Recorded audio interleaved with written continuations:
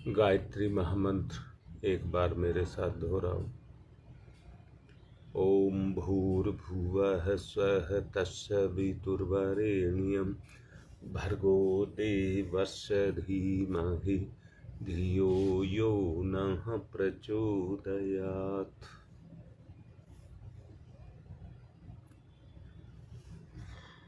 एक बात बड़े अच्छे से सोचने की है, हमारी शक्ति का क्षरण कैसे होता है। हमारी शक्ति का क्षरण कैसे होता है।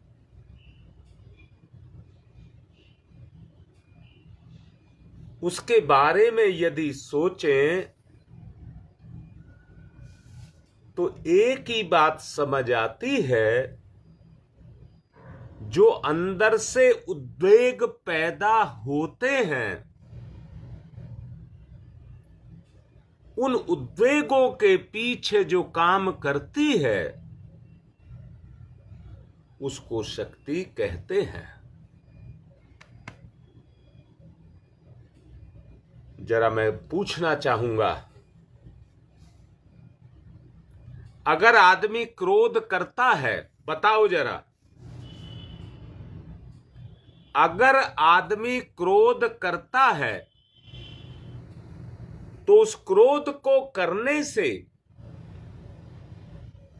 उसकी शक्ति का संवर्धन होता है या उसकी शक्ति का क्षरण होता है।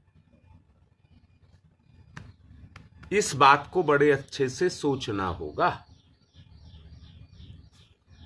यहां पर एक बात और कहूंगा,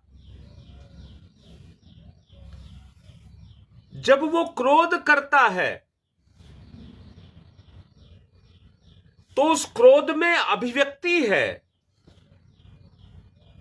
विचार की,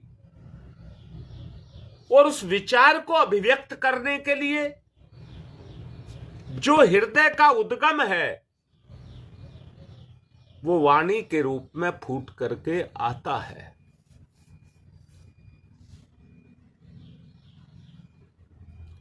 मैंने केवल एक गुण की बात की है,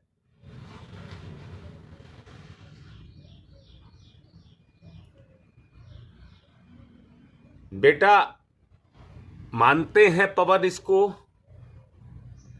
अब मैं पूछता हूं, दोबारा सवाल कर रहा हूं, लोभ, मोह, काम, क्रोध, ईर्ष्या, द्वेष, वासना, तृष्णा, ये सब क्या करती हैं?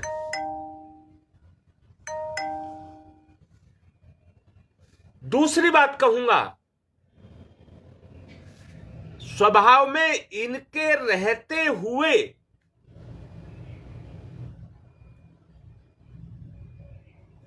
क्या इनके विपरीत जो गुण हैं वो हमारे अंदर पैदा हो सकते हैं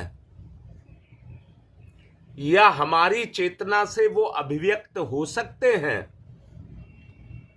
क्या उनके उद्गम हमारे अंदर पैदा हो सकते हैं?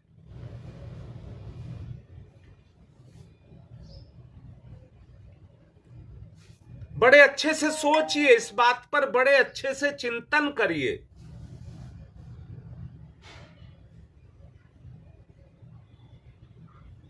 हमारी मानसिक शक्तियों की सक्रियता इसी से अभिव्यक्त होती है।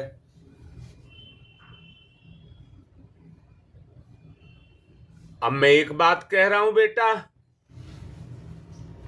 कि मानसिक शक्तियां अगर आपकी कमजोर हो गई तो आपका सूक्ष्म शरीर कौन सा है?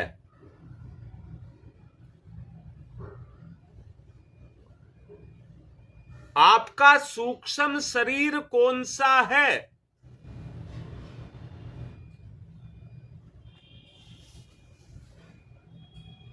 दिक्कत एक मुझे दिखाई देती है,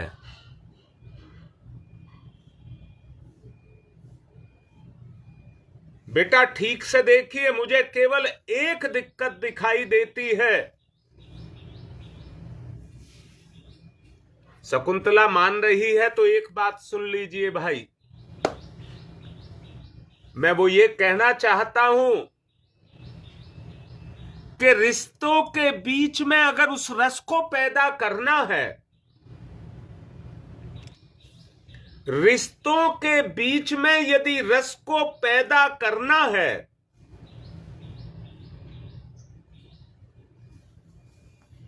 जिससे हमारा मनोबल मजबूत हो जाए,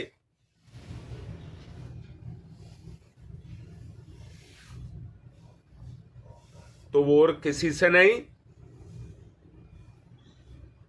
हमारी अभिव्यक्ति अपने रिश्तों पर होती है। रिश्तों पर, उनके बीच में जितना लगाव हो, या मैं दूसरे शब्दों में कह दूं, वो ये कह रहा हूं, मैंने कहा लोभ, मोह, काम, क्रोध, ईर्ष्या, द्वेष, वासना, तृष्णा, वहां पर ये सक्रिय ना हो। बेटा मेरी बात समझ आ रही है? ये हमारे रिश्तों के बीच में सक्रिय ना हो।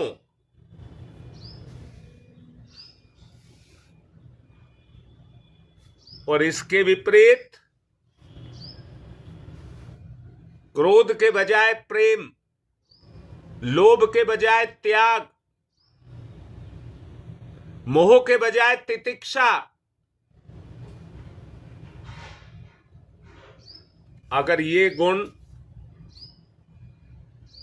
हमारे अंदर पैदा हो गए, तो जीवन का निराकार रूप, सूक्ष्म रूप,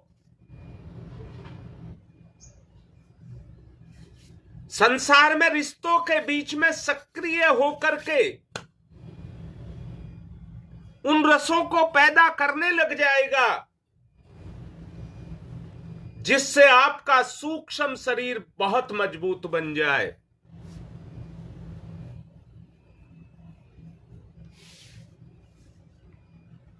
अगर हमारे अंदर कुत्सित विचार पैदा होते हैं, बेटा देखो, अगर हमारे अंदर कुत्सित विचार पैदा हो रहे हैं, तो मैं कई दिन से समझा रहा हूं, पर्वत पर पानी के स्रोत की बात मैंने कही थी।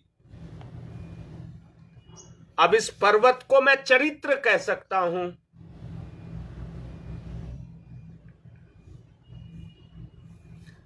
मजबूत चरित्र और कमजोर चरित्र।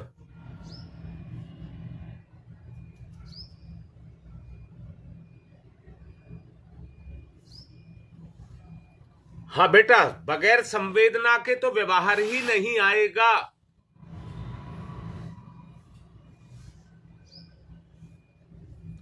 हाँ योगेश, ये भी बात सही है, पर योगेश मुझे एक बात समझ नहीं आ रही। मैं अपने को कह रहा हूं, जो बात मैं तुम्हें समझा रहा हूं,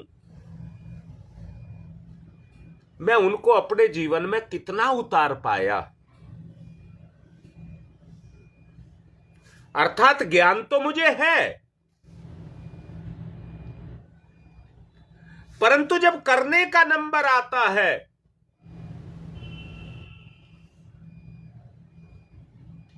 तो वहां संवेदना नहीं रह जाती, लोभ आ जाता है, मोह आ जाता है। बोलो कैसी बात लग रही है? योगेश और शकुंतला, मैं ऐसी एक बात और कहना चाहता हूं। दिक्कत ये क्यों आती है, ये चीजें क्यों जागृत होती हैं?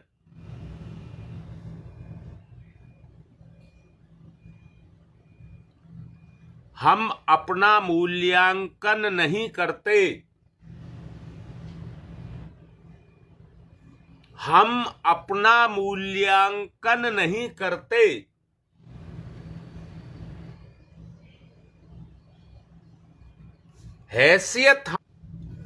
हैसियत हमारी उतनी है नहीं, अपेक्षा ज्यादा करते हैं।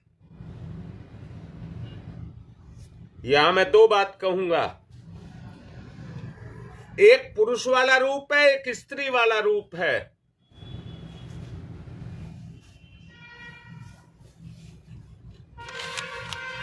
पुरुष वाला बेटा पवन, पुरुष का काम कमाना है और अपनी कमाई को वो अपने परिवार में लगाता है, अपनी कमाई को अपने परिवार में लगाता है। जो अभी दीपा लिख रही थी, जो बच्चे ले रहे हैं परिवार, जो परिवार ले रहा है, वो परमात्मा के बंधन में बंधा हुआ है। इस दुनिया में परमात्मा की शक्ति सबके ऊपर काम करती है, और वो ये करती है, जिसने जन्म दिया है वो आजन्म माता पिता के रूप में अपने रिश्ते को निभाता है। परंतु इसमें गलती ये है कि माता पिता को दोनों को मिलकर के एक दूसरे में एक बन करके रहना चाहिए। मैं बुरा नहीं कह रहा कि मां अपने बच्चों को कोई सुख ना दे, इस बात के लिए बिल्कुल मना नहीं कर रहा, फिर उनकी कमाई किस काम आएगी। परंतु यहां मैं एक बात जरूर कह देना चाहता हूं कि मां बच्चों को सुख देने से पहले उनके अंदर संवेदना को पैदा करे, जिससे बच्चे को सुख लेते बार ये दिखाई दे कि मेरा पिता कितनी मेहनत करके मेरे लिए इस सुख को लेकर के आया है। बेटा मेरी बात समझ आ रही है? और पिता को भी ये संवेदना पैदा करनी चाहिए, अपनी पत्नी की इज्जत करनी चाहिए कि वो कितनी रात दिन मेहनत करती है, और रात दिन मेहनत करके अपने बारे में नहीं सोचती, वो अपने परिवार का पोषण करने की बात को सोचती है। बेटा ये तेरी बात का जवाब है दीपा। आदमी ये सोचता है कि मेरी कमाई खर्च ना हो, वो बैंक में जुड़ती चली जाए, और स्त्री ये सोचती है कि मुझे कुछ करना ना पड़े। अगर आपको ध्यान हो तो मैंने एक बात आपको बताई थी कि एक भूखा व्यक्ति हो, वो अपनी भूख को मिटाने के लिए प्रयत्न करता है, इसमें कोई बुरी बात नहीं है, इसमें कोई बुरी बात नहीं है। परंतु छिका हुआ व्यक्ति जब अपनी भूख को मिटाने के लिए चलेगा तो उसमें उस सत्य का समावेश नहीं रह जाएगा। वो चाहेगा खुद कुछ करना ना पड़े और दूसरे की कमाई को खाए। बेटा अगर ये बात मेरी आपको समझ आ रही है तो यहीं से संतुलन बनना शुरू होगा, यहीं से संतुलन बनना शुरू होगा। हम अपने संबंधों के अंदर, ठीक से समझ लेना, हम लोभ मोह अहंकार ये सब कर रहे हैं, परंतु कहां कर रहे हैं? देखो बेटा, अपने ही परिवार की कटौती, सब कुछ समर्पण का भाव रखना चाहिए दोनों माता पिता को। परंतु पति को संभालने वाली स्त्री और पत्नी को संभालने वाला पुरुष, अर्थात दीपा एक बात देख बेटा, तेरा आदमी कमा करके लाता है तो क्या तुझे लुटाने के लिए देता है? अपने बच्चों पर खुली छूट कर दीजिए, सारे सुख राजा स्तर के उनको दीजिए। अगर राजा स्तर के सुखों को देगी तो वो राजा ही बनेंगे। और कैसे राजा बनेंगे? ना काम करने के। एक बार ऐसा हुआ, प्रज्ञा पुराण में एक कथा आती है। एक गरीब घर का लड़का था, शादी हो गई थी, 2 बच्चे थे। उसने रात को सपना देख लिया कि सपने में वो राजा बन गया।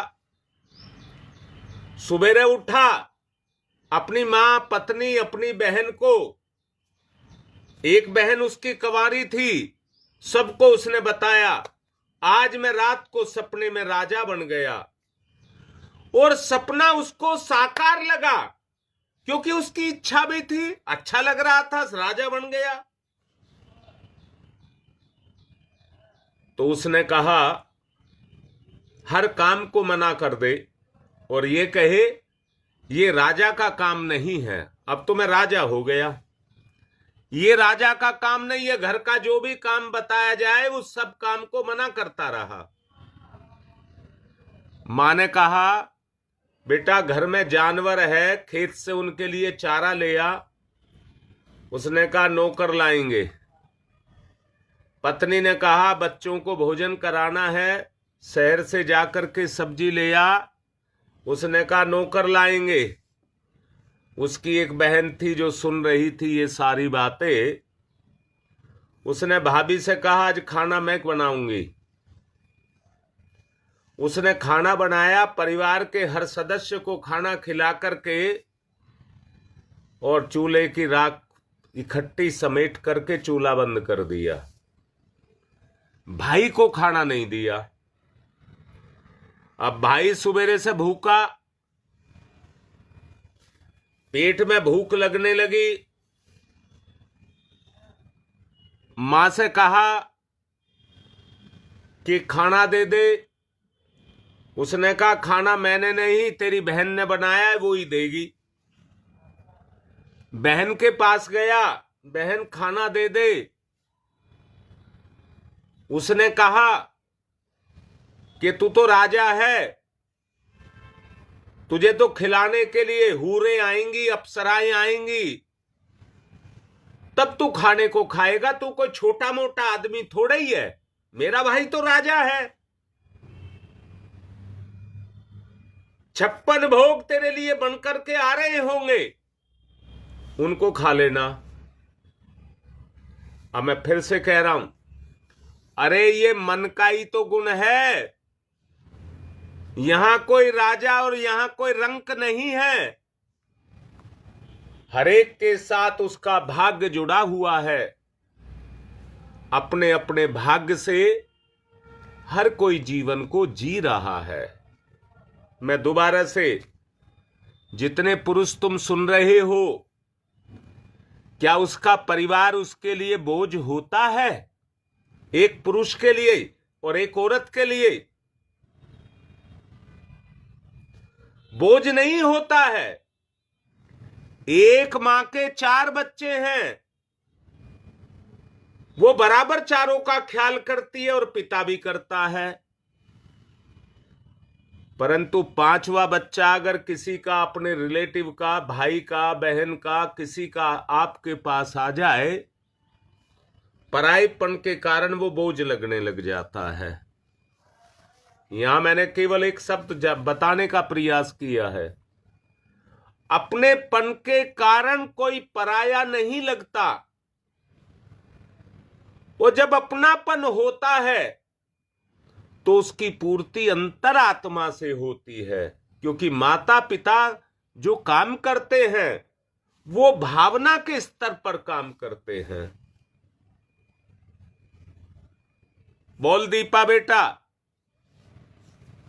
अपने परिवार को खिला करके खाएगी या खुद खा करके परिवार को भूखा रखेगी, अंदर की भावना को देखना, तो आपको एहसास होगा अपनी वास्तविकता का। परंतु जब पवन देखना बेटा, तुम अकेले और सब तुम्हें चारों तरफ से लेने वाले हो, सब मुंह फाड़ करके खड़े हो, मुझे ये चाहिए, मुझे ये चाहिए, मुझे ये चाहिए, तो वो परिवार बोझ होता है कि नहीं होता है? यही बात समझाना चाह रहा हूं बेटा। मेरा कहने का मतलब ये है कि स्वर्ग जैसे परिवार में हम रहते हैं, स्वर्ग जैसे परिवार में हम रहते हैं। अगर परिवार स्वर्ग बन जाए, वो तभी हो सकता है जहां एक दूसरे की पीड़ा को संवेदना से महसूस किया जाए। अब मुझे ये बताओ बेटा योगेश, ये लोभ मोह काम क्रोध ईर्षा द्वेष कहां से पैदा हुए?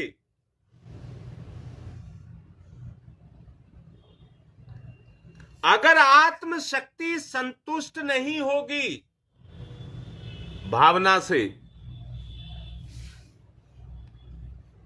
तो मन की शक्ति उद्वेलित हो जाएगी। जैसे मैंने अभी कहा, पेट भरा हुआ व्यक्ति अगर मांगता है, अपने आप को भूखा कहता है, तो उसकी जो सीमाएं हैं वो उस पर से हट गई हैं। फिर वो क्या करता है? अपनी मानसिक शक्तियों को इस काम में लगाता है कि कहां से लूट का माल मिल जाए, और यहीं से लोभ मोह और अहंकार जन्म ले लेता है।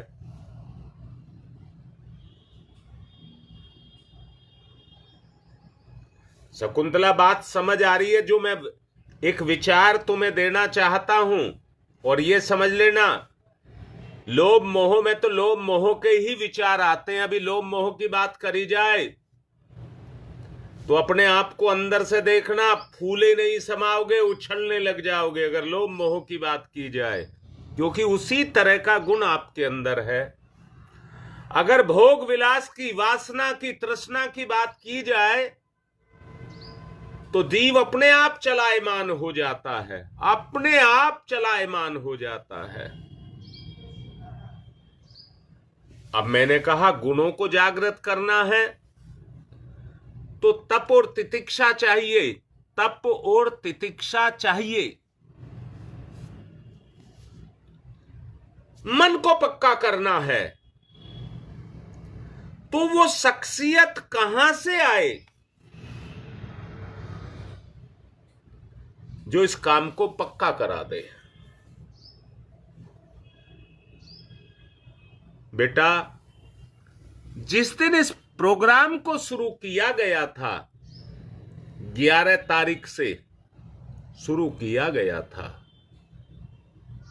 जहां तक मुझे ध्यान है 10 या 11 थी, रविवार से शुरू किया है।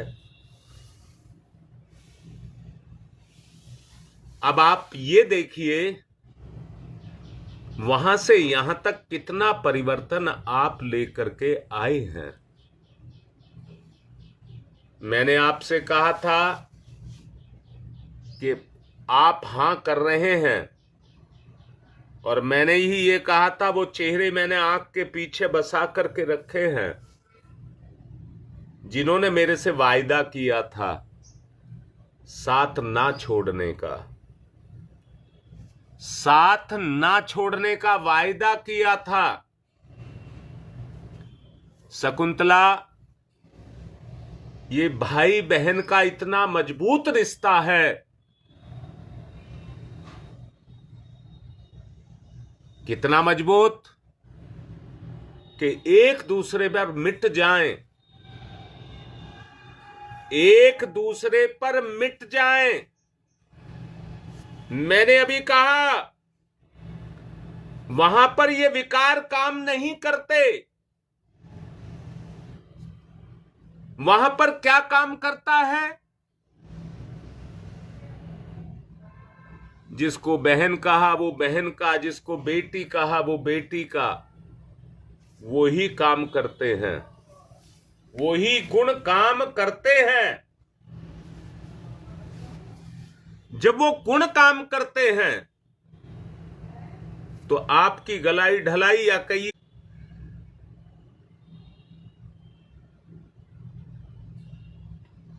मैं ये कहना चाह रहा हूं, अगर अपने अंदर आप संयम पैदा करना चाहते हैं, जो योगेश लिख रहा है, प्राकृतिक संतुलन को पैदा करना चाहते हैं, तो उस अनुशासन को आपको अपने अंदर धारण कर, अपनी शक्ति को अनर्गल खर्च करने से रोकना पड़ेगा।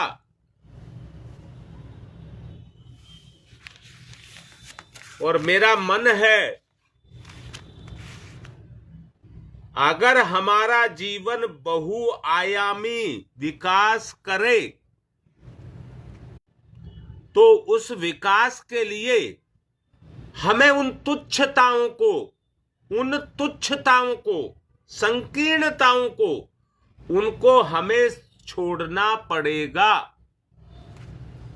स्वार्थ की मोटी परत जो हमारे ऊपर चढ़ी है, स्वार्थ की जो मोटी परत हमारे ऊपर उस दीवार को हमको ढाना पड़ेगा। तुम्हें याद हो, 2 सन्यासियों की बात मैंने कही जो देशाटन के लिए गए, 15 दिन बाद लौट करके आए तो आंधी ने उनकी झोपड़ियों को उखाड़ करके फेंक दिया। लौट करके आए, ये भगवान बड़ा निर्दयी है। हमारे पास है तो कुछ नहीं, एक ये झोपड़ियां थी दोनों की, उसको भी आंधी ने उजाड़ दिया। आंधी ने उजाड़ दिया। बूढ़ा सन्यासी कहता है परमात्मा जो करता है वो अच्छा होता है, परंतु जवान सन्यासी कहता है कि भगवान भी किसी पर रहम नहीं करता। मूल बात कह देना चाहता हूं जो मैंने आपको पीछे समझाया है। वो जवान दुखी सन्यासी रात को सोया तो दुख में था, सारी रात नींद नहीं आई। बूढ़ा सन्यासी जब लेटा, उसने कहा एक छत आकाश की भगवान ने ऊपर लगा करके रखी है। आकाश की छत में स्वयं प्रकाशित तारे लगा करके रखे हैं। बूढ़ा व्यक्ति उन तारों की शोभा को देख करके आनंद विभोर होता चला गया और बड़ी सुख की नींद, ऐसी नींद कि जिसको बयां नहीं किया जा सकता, उसमें सोया। और सुबेरे उठा तो तरोताजा था, जबकि जवान सन्यासी रात की नींद के ना आने के कारण दुखी था। अब मैं भी आपको यह कहना चाहता हूं कि हमें भी उन संवेदनाओं को जो ईश्वर प्रकृति प्रदत्त है, उसकी तरफ अपने परिवार को लेकर के जाना पड़ेगा। आपको पति पत्नी के रूप में अपने परिवार के अंदर उन भाव संवेदनाओं को जागृत करना पड़ेगा। परिवार ना तो मां का दुरुपयोग करे और ना पिता का दुरुपयोग करे।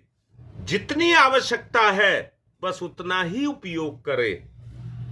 अगर ये होना शुरू हो जाए, पिता की कमाई जब उन्नति में, बच्चों की उन्नति में लगती दिखाई देगी, तो पिता के अंदर एक जोश आ जाएगा। वो कहेगा बेटा कमा करके देना तो मेरे हाथ में है, पर प्रोग्रेस तुम्हारे हाथ में है। आप अपनी खूब उन्नति करिए, पैसे की चिंता मत करना, परंतु दूसरी तरफ बच्चा कहे मुझे उतना ही लेना है जितनी मेरी आवश्यकता है, उससे ज्यादा नहीं, उससे ज्यादा नहीं। मैं फिर कहता हूं, जब एक दूसरे की कठिनाई को समझेगा तो भावना जगेगी और भावना से संवेदना जगेगी। तीसरा बिंदु है, हमें पीड़ा का निवारण उन गुणों से करना है जो आत्मीय गुण है। संसार की पूर्ति कोई नहीं कर सकता, पर गुण से उसकी पूर्ति हो सकती है। कैसे किया जाए? निश्चल भाव से भगवान से प्रार्थना की जाए और रोगी, असहाय, समर्थों को अपनी सामर्थ्य का प्रयोग दूसरों की कमजोरियों को मिटाने में वो करे। अगर वो होगा तो परिवार में ना तो कोई कमजोर रह जाएगा और ना कोई भड़काएगा। दोबारा कह रहा हूं, सेवा के भाव को जगाया जाए। अगला बिंदु है, हमें इंसान को इंसान समझना चाहिए, इंसान को इंसान समझना चाहिए और उसके पीछे छुपी हुई इंसानियत से उसकी पूर्ति करनी चाहिए। अगला बिंदु है, हमें अपने सुख को बांटना, दूसरों के दुखों को बदले में लेना। हमें अपने सुख को दे देना चाहिए और दूसरे के दुखों को अपने ऊपर ले लेना चाहिए। कभी भी स्वार्थ चिंतन नहीं करना चाहिए, कभी भी स्वार्थ चिंतन नहीं करना चाहिए। मन में कोई भी स्वार्थ नहीं आना चाहिए। कभी भी किसी के नुकसान की बात नहीं सोचनी चाहिए, बल्कि हमें किसी के भले की बात रोज सोचनी चाहिए। जिनमें किसी एक व्यक्ति के लिए अपने परिवार से शुरू करें, मुझे कुछ ना कुछ ऐसा करना है जिस कर्म के माध्यम से हम दोनों के बीच रोज हमें ऐसा कोई ना कोई कार्य करना चाहिए। परिवार में मधुरता घुलने लगे, ये कार्य करें। समय ज्यादा हो गया है, नेट भी दुखी कर रहा है, कल फिर समझाएंगे। प्रयास आज करना शुरू कर दें तो बहुत अच्छा रहेगा। ओम तमसो मा ज्योतिर्गमय, तमसो मा ज्यो असतो मा सद्गमय, असतो मा सद्गमय, मृत्योर्मामृतं गमय, मृत्योर्मामृतं गमय, मृत्योर्मामृतं गमय। तमसो मा तमसो मा तमसो मा ज्योतिर्गमय, ज्योतिर्गमय, ज्योतिर्गमय। अस्तो मा अस्तो मा अस्तो मा सद्गमय, सद्गमय, सद्गमय। मृत्यु